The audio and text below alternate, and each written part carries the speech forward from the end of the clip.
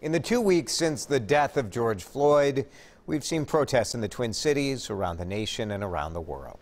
There have been calls for justice and reform, and some even describing this as the new civil rights movement. Dr. Yohuru Williams is an education activist and the dean of the College of Arts and Sciences at the University of St. Thomas. He's also the author of several books, including Black Politics, White Power, Civil Rights, Black Power, and Black Panthers in New Haven. And we're happy to have Dr. Williams with us here on Mid-Morning today. Thanks so much for being with us today.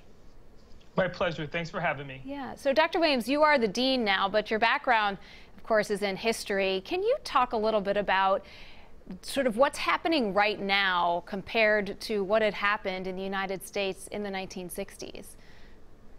Well, there are some interesting parallels between this moment and the 1950s and 60s civil rights movement and Black Power movements. And they really coalesce around the economic, social, and political inequalities that continue to plague communities of color, specifically the African-American community in the United States.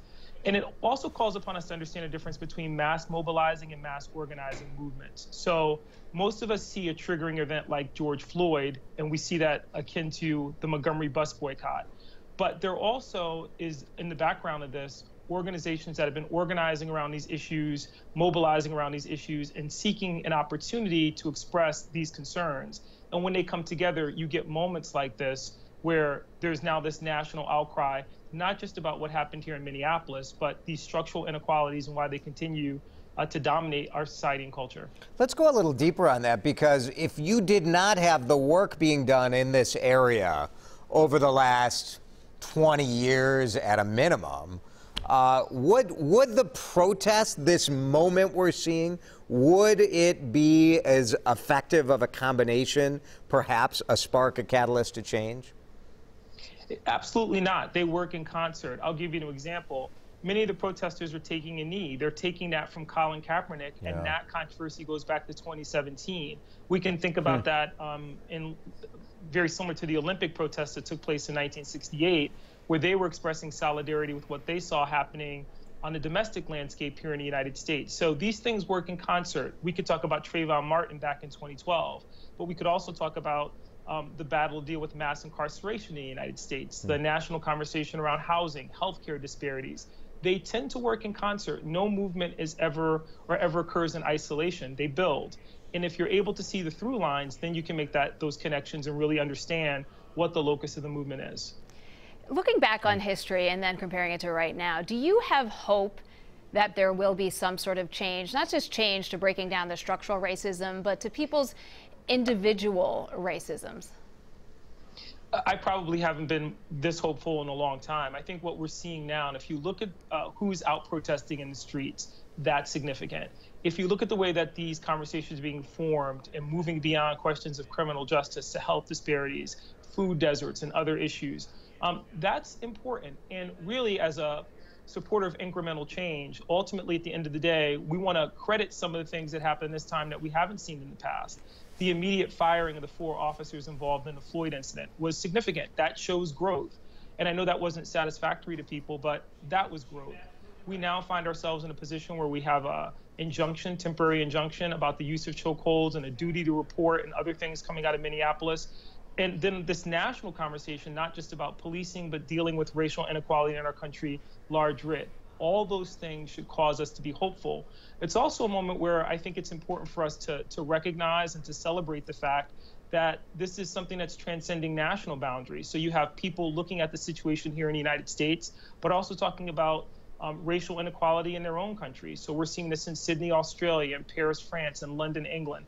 That's healthy in the sense that it helps us understand that this is a global problem, and that we can see ourselves as part of a larger movement to finally do away with the plague of racism and inequality in our society. You've noted some of the similarities to the civil rights movement in the 60s. Are there things that you're seeing right now where you think, man, that's different? That makes this time different from what we've seen before? Well, there always are unique elements to any protest movement. And I think what's important now is that you do have progressive leadership in many communities that have been open to civil rights and a civil rights agenda. I take, for example, Melvin Carter, who came in with a very progressive agenda in St. Paul. really echoing many of the concerns that you hear expressed by demonstrators, not just in the Twin Cities, but across the country. The same could be said to a certain extent for Mayor Fry. So I think it's a different moment in the sense that you do have people on the ground, you do have organizations, you do have a national language around what it means to be anti-racist, what it means to deal with implicit bias, so on and so forth. And that's good. At the same time, you have those elements that we saw in the 1960s in many ways, given what's happening in Washington, D.C. In order for people to catalyze and kind of mobilize around something, they have to see a clear manifestation of what the alternative is. The video here in Minneapolis gave people a chance to have a visceral reaction to what that looks like in a police department. Some of the actions of political actors on the national stage has done the same thing, and that may sustain this movement beyond today. Dr. Williams, you talk about food deserts and health inequities and things that clearly need to change, but what is it that people on an individual level can do to continue to push this forward? What we have to do is not retreat from this moment. And you asked the question earlier about whether I remained hopeful. One of the biggest mistakes, or one of the best lessons that we could learn from the civil rights movement, one of the gravest mistakes we can make in this moment, is not to be hopeful. Incremental change has been the hallmark of our democratic enterprise.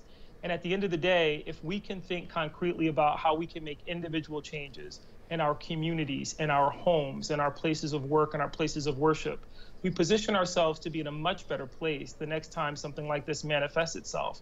We also have to understand that this is not going to be the last time. So we have to gear up and think concretely about how every time we encounter injustice in this way, what can we do to make our society that much better? And I think that's where we can all draw some hope from this. Really great insight. Dr. Williams, thank you so much for being with us. We appreciate it.